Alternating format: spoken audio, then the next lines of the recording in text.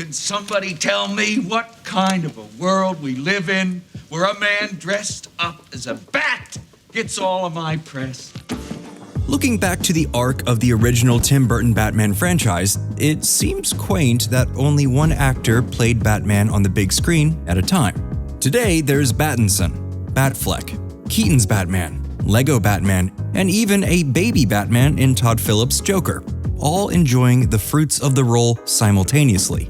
Is it possible there's just too many Batmen? I'm Batman. Outrageous! I'm Batman. Hey, I'm more Batman than Batman, man.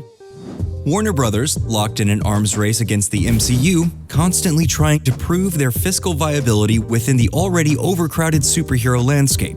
They seem to only really have one go-to move: make a Batman thing. There's never any room for experimentation and reinvention. Just do what worked before. But is this approach the right way for DC to plant a flag for the future of their company? Cast your mind back to 2005, when Christopher Nolan's Batman trilogy would ostensibly reshape the modern conception of a superhero movie. In fact, it's out of the success of these films and the failure of Superman Returns that Warner's decided to go all in on giving the DCEU its first few opportunities. The brass decided to pivot the already in development Superman Returns sequel, titled Man of Steel, into being a reboot that would launch a new interconnected universe, and thus, the DCEU was born. Thank you for believing in me. Didn't make much difference in the end. For better or worse, Man of Steel underperformed, and Warner's wanted no chances taken. They viewed Batman as the only truly financially stable element that they had to guarantee a film would be a hit. But without Christian Bale's iconic portrayal able to be incorporated into the universe, Zack Snyder was given the very difficult task of casting a new Batman only years after the last and arguably most popular one had just left the stage. Thus, Ben Affleck's loosely Frank Miller-inspired version of Bruce Wayne graced the screen in Batman vs. Superman: Dawn of Justice. Despite initially being decried by the fanbase, he has since been embraced and has a strong contingent of fans who think he's literally the best version of the character ever. Tell me, do you bleed? In rapid succession, the DCEU expanded. Suicide Squad, Wonder Woman, and Justice League were released, all of which feature Bruce Wayne. Unlike in the comics where Superman is the jumping-off point and in-story leader of the universe, Affleck's Batman was the go-to stabilizing element for any project that DC viewed as even a little risky. Unfortunately, that risk mitigation strategy wasn't enough. The DCEU started crumbling before it had really even had a chance to lay a solid foundation for itself. And just as the financials became unstable, there's somehow more and more Batman pumped into the ecosystem every year. Whatever you do, wherever you go, I'm watching you. In the next stage of the DCEU, Warner's opted to produce a few films in their slate that kept the casting established by the first phase of films: Wonder Woman 84, Aquaman, Birds of Prey, and the like. However, these films often act as standalone features, not reliant on any of the continuity or intertextuality of the previous shared universe, but not actively contradicting it either.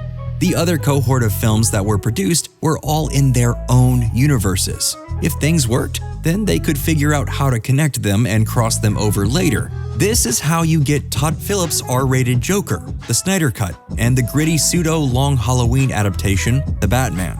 3 major adaptations featuring Batman happening simultaneously. Hey, when all else fails, just do more Batman. I've seen you go through similar phases in 2016 and 2012 and 2008 and 2005. Today, the DCEU has now been thrown yet another curveball. Warner's has been sold by AT&T to Discovery. And what does the CEO, David Zaslav, do as the primary order of business on virtually his first day in office? He says, "We're riding this ship. We're going to fix DC. But we're in a bit of a complicated pickle. There's 3 Batmen on the big screen currently.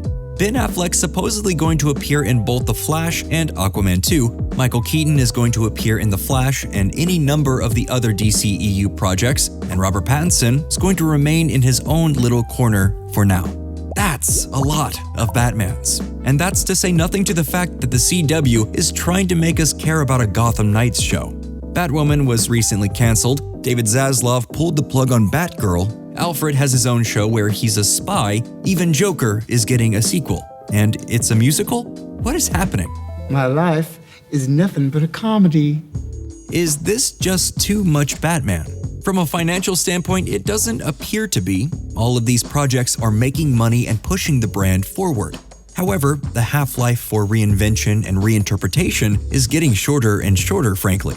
Currently, we're living in a world that is being asked to accept a half a dozen versions of the same mythology at once. When will we reach a breaking point? When there's 7 simultaneous Batman? When there's a Justice League of nothing but Batman? They've done literally that in the comics before. Maybe that's a novel way of trying to legitimize this overabundance of everyone's favorite billionaire playboy, or maybe, just maybe, the new twin Kevin Feige's, James Gunn and Peter Safran, should sort things out so there's just a single Batman to build the franchise around. Marvel didn't have 15 Captain Americas or 15 Tony Starks running around.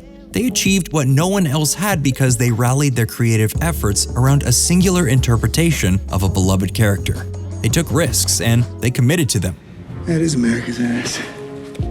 For the past half-decade, DC has been trying to tell us that all of their productions are connected canonically via a multiverse. We're supposed to just accept it and hold the near dozen versions of different Dark Knights in our head. This presents both the fans and the DC brass with an increasingly difficult predicament.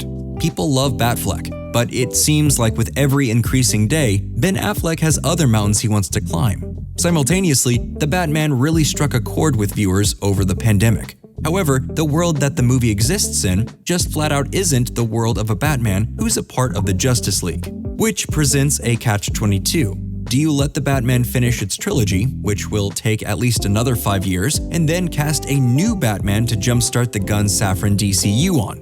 Or do you continue with the Keaton Batman, relegating everyone's favorite crime fighter to a supporting Nick Fury-esque role in the universe? In some ways, it just seems like an unwinnable scenario. You're becoming quite a celebrity. The future of the DCU rests on how Gunn and Safran decide to reconcile this conundrum. Will they have an elegant solution that threads the needle and keeps the Snyder fans happy, or will they miss the mark and end up stuck in a quagmire that's the equivalent of a Batman-shaped mustache on Henry Cavill's upper lip? Only time will tell. The only real answer that I can see is very simple.